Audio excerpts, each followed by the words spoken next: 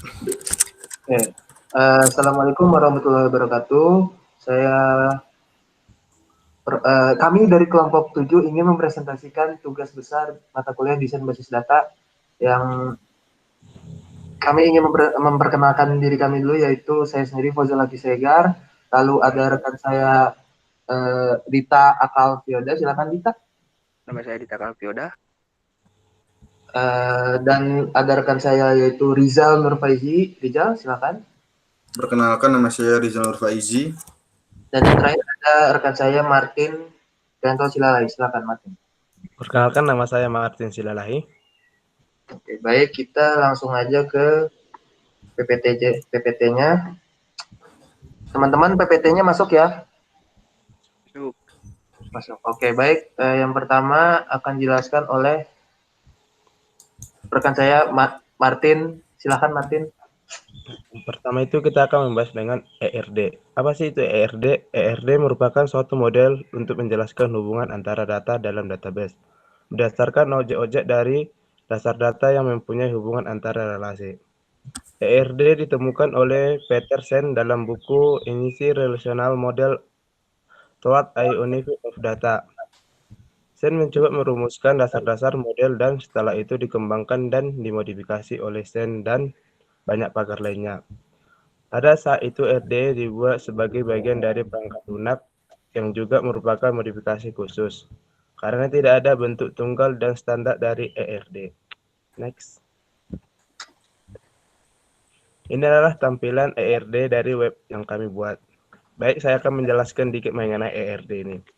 Di ERD yang kami buat ini terdapat 3 entitas. Yang pertama itu adalah customer. Dari customer ini terdapat berapa atribut.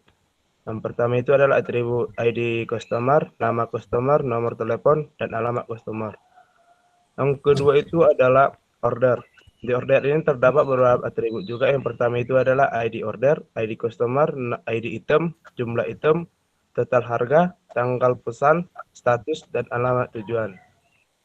Terus yang terakhir itu adalah yang ketiga adalah item. Di item ini terdapat 3 atribut. Yang pertama itu ada ID item, nama item, harga item. Terus dari relasi dari RD yang kami buat ini adalah one to many, yang artinya adalah satu customer dapat memesan lebih dari satu atau memesan banyak. Oke, next. Selanjutnya akan dijelaskan rekan saya. Oke, baik. Saya akan menjelaskan tentang relasi. Relasi adalah hubungan antara suatu himpunan dengan himpunan entitas yang lainnya. Pada penggambaran diagram hubungan entitas, relasi adalah perekat yang menghubungkan suatu entitas dengan entitas lainnya. Relasi yang terjadi di antara dua himpunan entitas, misalnya ada entitas A dan entitas B yang terjadi dalam satu database. Nah, relasi ini punya berbagai macam jenis, yaitu ada yang pertama itu ada satu ke satu atau one to one. One to one ini adalah hubungan relasi yang setiap entitasnya itu berhubungan satu sama lain, tetapi tidak ke banyak. Ya, misalkan gini, ada himpunan entitas A itu berhubungan paling banyak cuma satu entitas saja pada himpunan entitas B. Yang kedua itu adalah satu ke banyak atau one to many. Setiap entitas pada himpunan entitas A dapat berhubungan dengan banyak pada himpunan entitas B. Tetapi setiap entitas B tidak bisa berhubungan dengan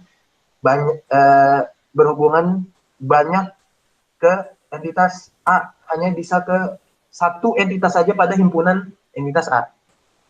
Yang ketiga itu adalah banyak ke banyak. Banyak ke banyak nih, setiap entitas pada himpunan entitas A dapat berhubungan dengan entitas pada himpunan entitas B atau sebaliknya. Oke, ini adalah tabel relasi dari web yang kita bikin. Yang pertama itu adalah food user. Food user ini ada namanya, ada nama usernya, terus ada ID-nya, ada role-nya juga, dia mungkin admin atau customer. Ya, terus ada username, password, email, alamat, kontak, sudah terverified atau sudah disetujui oleh admin atau belum, atau bisa juga dihapus akunnya oleh admin. Nah, food user ini berhubungan dengan food orders. Jadi si user ini bisa memesan makanan, eh, bisa memesan makanan jika dia role-nya itu customer, atau jika dia role-nya admin, dia bisa mengedit makanan. Di food user ini bisa kita lihat ada customer ID, ada alamat, deskripsinya. Jika kita ingin memesan makanan dengan tambahan yang tidak ada di menu, dengan kayak request-nya tersendiri. Terus ada tanggal, ada tipe pembayaran, totalnya, total pembayaran, total harganya, ada statusnya, dan bisa juga di-delete oleh si customer sendiri atau adminnya sendiri jika si customer itu tidak membayar dalam waktu yang ditentukan. Terus dari orders ini, food orders ini kita ke orders detailsnya. Order detailsnya itu ada namanya, ada ID-nya, ID pemesanan, terus ada itemnya, ID itemnya itu, ID menunya itu apa yang dipesan, terus ada kuantitinya itu banyaknya pesanan yang dipesan oleh si customer, terus ada harganya atau estimasi harganya. Terus dari food order details kita ke food items. Nah, di food items ini adalah menu-menu makanan yang disediakan di dalam web ini. Yang pertama itu ada ID-nya, terus yang kedua itu adalah nama makanannya atau nama menunya, apa misalkan kayak nasi putih atau ayam bakar atau teh manis gitu. Terus ada harganya, harga dari isi makanan tersebut. Terus deleted ini hanya untuk admin. Jadi si admin ini bisa mengedit makan, bisa dihapus dari menu atau bisa ditambahkan dari menu. Ya, lanjut, normalisasi akan dijelaskan oleh rekan saya. Silakan. Selanjutnya adalah normalisasi. Normalisasi adalah teknik perancangan yang banyak digunakan sebagai pemandu dalam merancang database relasional. Pada dasarnya, normalisasi adalah proses dua langkah yang meletakkan data dalam bentuk tabulasi dengan menghilangkan kelompok berulang, lalu menghilangkan data yang terduplikasi dari tabel relasional. Lanjut. Dan ini merupakan contoh tabel tidak normal.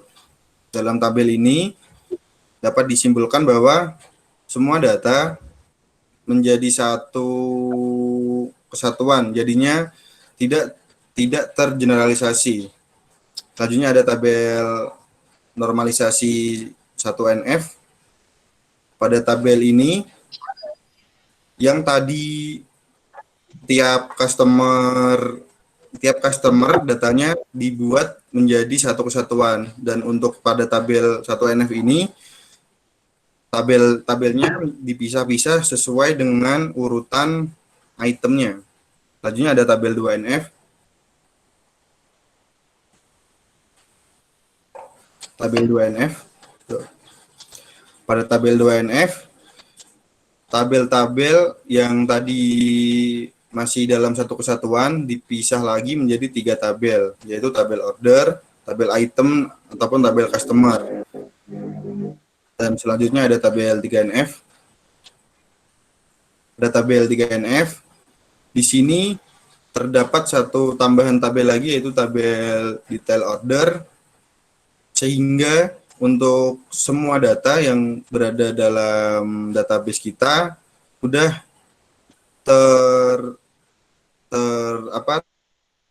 terfokus menjadi sesuai dengan definisinya masing-masing.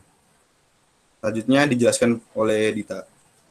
Nah, untuk langkah pembuatannya, yang pertama itu membuat kerangka, merancang isi kontainer, dan menentukan daftar tabel dalam database. Yang ketiga itu menentukan struktur tabel, dan yang keempat itu menentukan entitas dan atribut tabel. Nah, untuk membuat database itu yang pertama itu membuat daftar tabel, dan kedua itu memasukkan entitas dan atribut tabel. Next.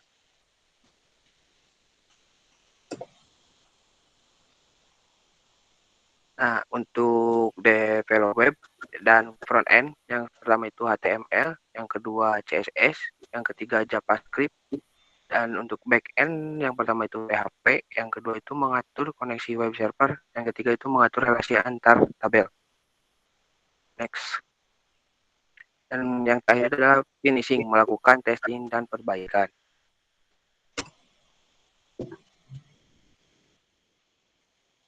Next. Nah, ya, ini ada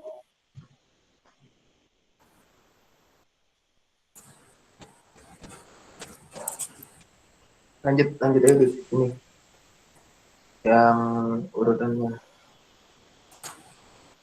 yang ini membuat kerangka, dan yang kedua itu membuat database, dan ketiga develop web, dan yang terakhir finishing. Oke, baik. Sekian dan terima kasih presentasi dari PPT kami. Selanjutnya kami akan mendemokan web yang sudah kami kerjakan selama kurang lebih 3 minggu terakhir. Yang akan dipresentasikan oleh Rizal. Silakan Rizal.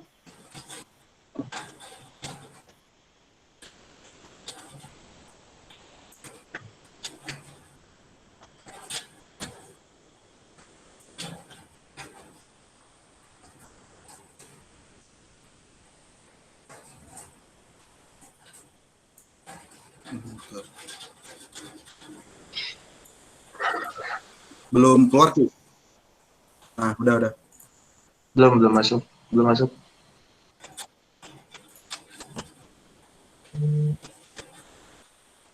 Oke.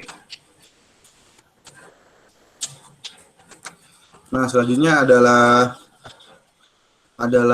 untuk demo webnya. Yang pertama adalah untuk tampilan awal pada web kita, yaitu tampilan login. Pada tampilan login ini terdapat fitur register now. Nah, untuk fitur register akan dijelaskan oleh Aki. Ya, oke. Jadi jika kita belum memiliki akunnya, kita bakal register terlebih dahulu. Di sini dalam tampilan register ini kita bisa lihat ada username-nya, username dari si pemilik ini, terus ada nama, ada passwordnya juga, ada nomor teleponnya. Tapi karena kita sudah membuat suatu nama, jadi kita langsung login aja. Langsung aja login, langsung login. Nah, di sini kita coba dengan nama Dimas Aji 33. Coba. Tadi yang sudah kita buat sebelumnya. Dengan passwordnya. Ini contohnya. Nah, langsung aja dijelaskan oleh Saudara Rizal. Silakan Rizal. Nah, untuk tampilan awal customer, kita akan dilihatkan pada tabel menu. Itu ini adalah daftar menu yang tersedia dalam web ini. Pada tabel menu, kita dapat memesan dengan mengetikkan jumlah apa yang akan kita pesan. Contohnya, kita akan memesan 2 ayam bakar. Selanjutnya, kita memesan 2 es teh. Nah, jika sudah, kita bisa menambahkan suatu note di sini ataupun tidak. Karena kita tidak akan memasukkan sebuah catatan, kita akan klik order. Nah, pada tab order, di sini kita akan memasukkan alamat tujuan kita.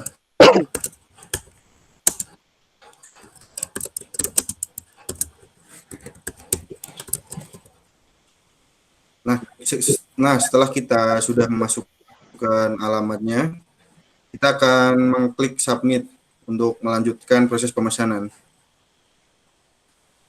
Apabila sudah klik submit, di sini kita akan ditampilkan oleh detail yang akan kita bayar. Di sini kita habis 50.000. Kita klik confirm order. Nah, kita selanjutnya akan masuk ke tabel order. Di sini di tab order kita akan dilihatkan pesanan kita. Dan untuk yang paling atas ini adalah tadi yang sudah kita coba sebelumnya. Dan yang barusan kita pesan adalah ini, 50.000. Nah, di sini kita tinggal menunggu respon dari admin web ini untuk memproses pesanan kita. Selanjutnya, selain tab order, kita ada juga tab edit.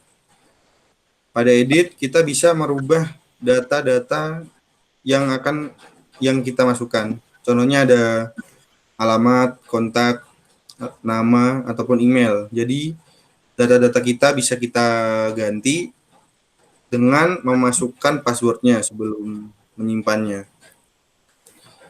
Itu untuk tab customer. Selanjutnya adalah tab admin yang akan dijelaskan oleh Dita.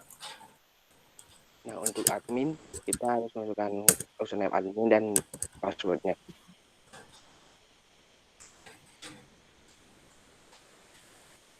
Nah, setelah muncul itu, pada pertama bagian admin itu tugasnya bisa untuk menambah menu makanan, atau bisa untuk menghapus menu makanan, atau diganti dengan yang baru, mengganti makanan yang baru.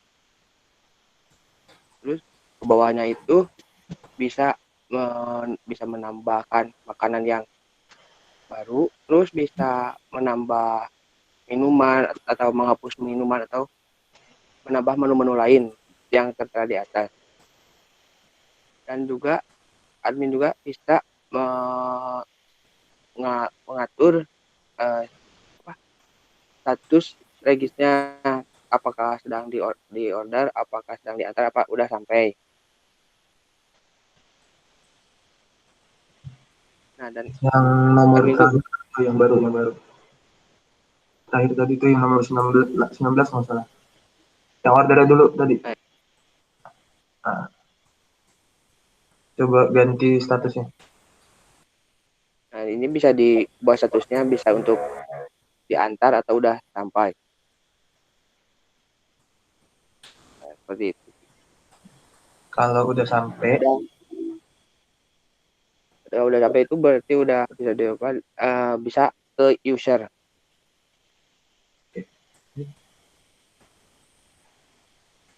Nah, di user admin juga bisa menghapus atau memverifikasi yang daftar tadi kayak pertama. Nah, admin itu bisa memverifikasi atau menolak atau menghapus nama-nama ini, nama customer.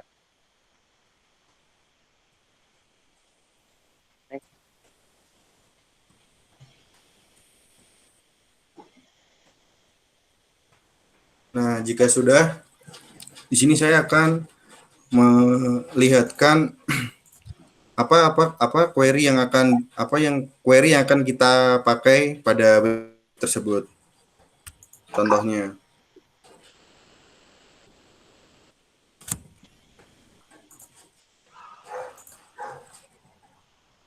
Nah, pada tab login, untuk mengakses data dari database, kita memerlukan sebuah key untuk mengaksesnya, yaitu seperti ini.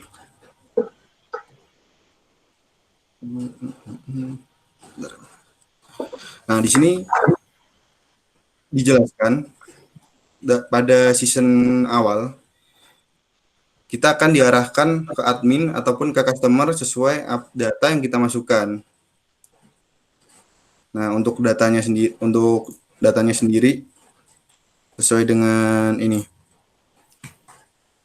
Query yang kita pakai adalah untuk contohnya kita pakai query user set role value di ID. Jadi, kita di sini akan diarahkan sesuai dengan data yang kita masukkan. Apakah data yang kita masukkan adalah data untuk customer ataupun data untuk admin. Jadi ntar masuknya bisa ke admin ataupun bisa ke user.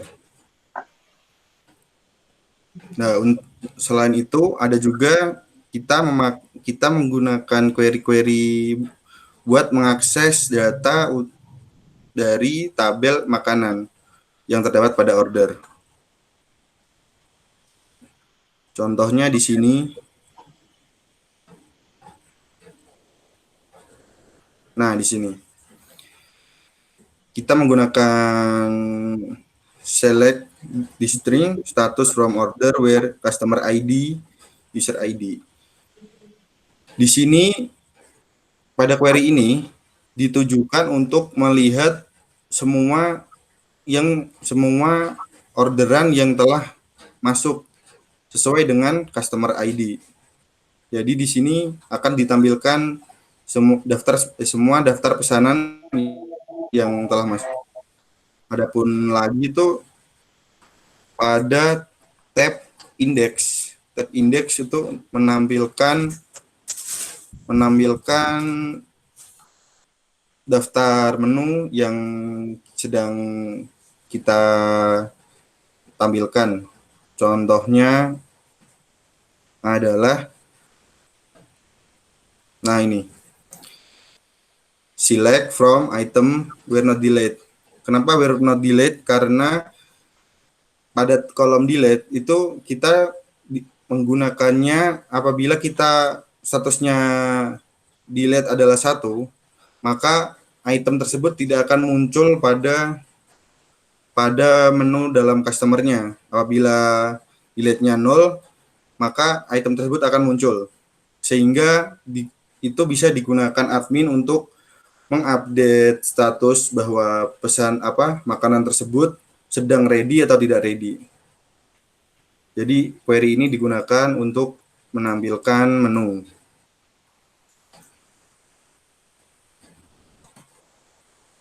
Adapun yang lain yaitu pada user.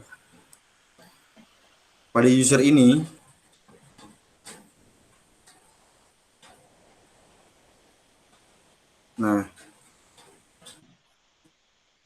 pada tab user kita mengakses data dari database terkait dengan data-data user. Ada nama, email, kontak, alamat, role-nya, verified atau enable. Jadi di sini pada tab user kita bisa mengupdate data